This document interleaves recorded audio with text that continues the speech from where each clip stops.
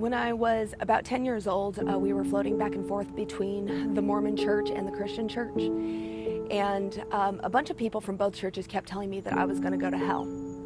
And I started blaming this on God and decided that I wanted absolutely nothing to do with church and nothing to do with the Lord. And so when I was 13, I decided I was going to be an atheist.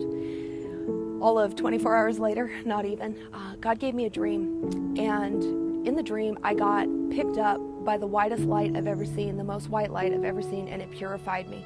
It purified me of any impurity I've ever had in my body, any thought, anything that was wrong in me was purified. And then I was taken to a different place, the most peaceful place I've ever been, in this really big open green field.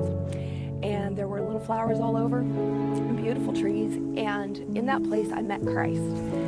He came and I experienced his peace and his love, and from that day on I knew that he was real. I knew God was real. I knew the Bible was true. I knew he was my Savior, but I had no idea how to get to know him. For the next 15 or more years, I continued to go back and forth between bad churches that were not able to give me what I needed. I didn't know how to get near to God. I wanted to, but I didn't know how.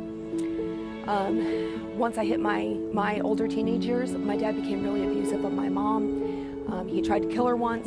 They went through a horrible divorce. I ended up helping to raise my two younger siblings, my little brother who was 6 months younger than me, my little sister who's almost 17 years younger than me, and I was helping with them. Had no idea how to get near to God, had no idea how to pull his power into my life, but knowing I wanted it. But after a while, I just kind of got sick of serving people. I just wanted to leave. I wanted to go be a young adult. I wanted to be my own person. So I ended up moving to Australia, and I moved to Australia and New Zealand and proceeded to go to 15 different countries in that season of my life. I went and traveled to Europe and saw incredible things and beautiful places on God's earth, but in that time period overseas, I really disobeyed him. I was not trying to get even with God. I was not angry with the Lord. I just wanted to be a young adult. I wanted to be myself. I wanted to find more to life, but in that time, I went into deep sexual immorality, and I started drinking a lot, and I also ended up finding out I was pregnant. I got an abortion, and even during that time, I still knew for those few days I was pregnant that God was real and that He did not want me to do this. But I went, and I even knew the Lord had spoken to me. This doctor, who a big part of his practice was abortion, had actually said to me, "You've got everything you need to raise this baby. Why are you doing this?" And I knew that was the Lord speaking through him. This doctor had no reason to look at me or speak out to me, and I was the one he chose to speak out to. And I knew the Lord was telling me no, and I went ahead with my own selfish ways and selfish desires. I'd already determined I was not having children. I was going to have my way. I was going to travel for the rest of my life, and no one was going to stop me, including the Lord. And so I went ahead and I went through with the abortion. I continued in sexual immorality for quite some time across Australia and New Zealand and a large part of Europe. And then there was a time period where I was in Germany and I was waiting to sign up for a work visa. I was going to sign for my job and my apartment and my visa all on the same day. And I got an email, and it said that my little brother had rolled down his windows and he had driven his car into the lake and he had killed himself. And it just shredded my world. It ripped my life apart. I went home to America. I went back to Colorado, and from there I went through about 2.5 years of just pure emotional torment. I would wake up and I would cry until everybody in the home got up. Then I would go home and I'd wait till everybody went to bed, and then I would cry myself to sleep, just racking sobs until you literally have no tears left. And this went on for the better part of 2.5 years. When I came back to America, I desperately needed work because, again, I was supposed to be working over in Germany. And I had a shot for a job I had wanted for probably over a decade. And then I got all the way through the interview process. Very last interview, went through it, was told I was getting the job. And then the next day got a call that they would not be hiring me. And I had no idea why. And I felt tormented. And it was just like, I thought this was going to be the one good thing out of all this time period. I didn't know at the time it was the Lord, but the Lord put me working for a concrete company. It was a very dirty job. I was constantly sweaty, covered in oil. I was working outside in 105-degree heat. Didn't really understand what was going on or what the purpose of all this was. Following my brother's suicide, we continued to go through just trial upon trial. I continued to be sexually immoral. One of my cousin's daughters got murdered. I found out my dad was going to prison for murder. I found out that my brother's wife, my brother who just killed himself, that his wife was already engaged again, preparing to get married. He hadn't even been dead a year. And so we just hit trial after trial. My ex left, and then 3 months after he left, I fell on the concrete during a bicycle accident, and I shredded open my face. I tore both my upper and my bottom lip all the way open. And that's how far it took me to hit rock bottom. That was how far I went to actually hit rock bottom. I had had 6 trials in 18 months that were just all devastating. They were completely crushing to me emotionally. There was nothing healthy left. And then God, in all of his wisdom, he knew I'd grown up not liking men. I didn't respect men. They were my best friends, but I had absolutely no respect for them. My dad was not a good person. My brother had killed himself. None of my relatives, none of my male relatives were good men. They cheated on people. They were alcoholics. They were abusive. So I had no respect for men. And then he put me in this concrete company where the men were almost all Christians, and they were good, solid men. They were men who were the same, whether they were at work, whether they were with their family, wherever they were at, whether they were at church, they were the same people. And so I started working with them, and I really believe they started praying for me. So I worked for them for about 2.5 years, and one of them started to invite me to church. I said, I am never putting my foot in church again. Thank you, but no. And they continued to invite me for probably 3 or 4 months. They would invite me every week, and every week I tell them I'm never going to set foot in another church. And the more they kept inviting me, the more I became just sure that God was trying to get me to go to this church, and I had no desire to. I'd never had a good experience in church. And so finally, this man came to me and he goes, would you at least come for my baptism? Fine, one time. I will give you one time and I will go for your baptism. And I went to Harvest, and in that one time I experienced something I'd never experienced before. The Holy Spirit was alive in that church. He was real. And so I was able to start going to a church. I started consistently going to a church. I started experiencing things I'd never experienced. Our preacher at the time was teaching through the book of Matthew. And there was a day when he got to Matthew 18, and in Matthew 18 is the verse where Jesus leaves the fold of sheep and he goes after the one. He goes for the one sheep. And in my mind's eye, it opened almost like a vision. And I saw Jesus go up to the mountain, and he went for the one sheep, and it was me. And I was absolutely tangled in this briar bush of these humongous thorns, and this little lamb was just shredded. He was covered in blood, covered in holes, had just torn his body apart trying to get free of the thorns.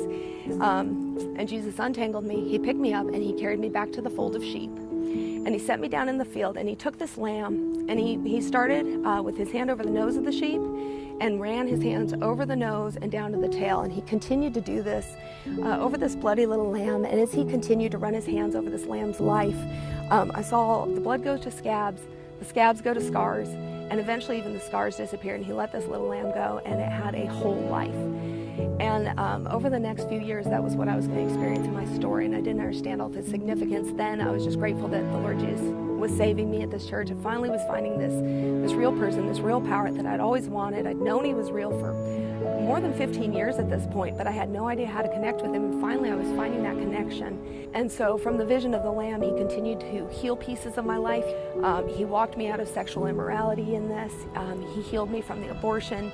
He just started healing different pieces of my life. As I was around these really good, respectable men, I really started to respect men. I started learning that you could have authority without abuse. I learned that you could trust these men to be who they said they were going to be. Finally, I had met some men who were worth trusting, worth following. And so there were the men at my work who I was able to respect. Then I went to a church where I was able to respect and trust the men. I just started walking this path out. I went from darkness to light, and just really experienced some of those healing pieces in my life. It was about 2.5 years after my brother's death, and I'd probably been at the church maybe about 6 months when this happened. The pastor asked one Sunday, what is it you will not let the Lord touch? What is it? And most of the people I talked to that week, because the question just struck me so deeply, I was like, most of the people I talked to that week, they talked about a sin, some sin that they weren't letting God have, something they weren't willing to subject to him. And someone that week said something about my brother. They said, stop pulling him back out of heaven and just let him die, let him be, and go live the life that God has for you to live. And so I went on a walk that day. There was a beautiful path behind my work, and I went down this beautiful path, and it really hit me in that moment, thinking about that question, what is it you won't let the Lord touch? And it was like, it was the pain of my brother. It was the pain of my little brother's death. He and I had been best friends. He and I did everything together. We were probably, I felt like he was one of the few people who understood me on the whole face of this earth, if not the only one. And I went, God, if you are really who they say you are, then I need you to take this pain. God healed me in an instant. He took the pain away completely. Ever since then, there are days where I really miss my brother. I really love my brother still, but the pain from it is gone. It's more like this sweet pain of like, I miss your face and I miss your laugh and I miss being beside you, but I'm okay. And I'm gonna go and I'm gonna live that life that God gave me. Continued to be sanctified in different areas. Like I said, I walked out of sexual immorality. God told me to stop cussing. He gave me multiple Bible verses. To not be doing lewd joking, to not cuss. And so he continued to just purify my life. And I'd only been saved maybe a year and a half.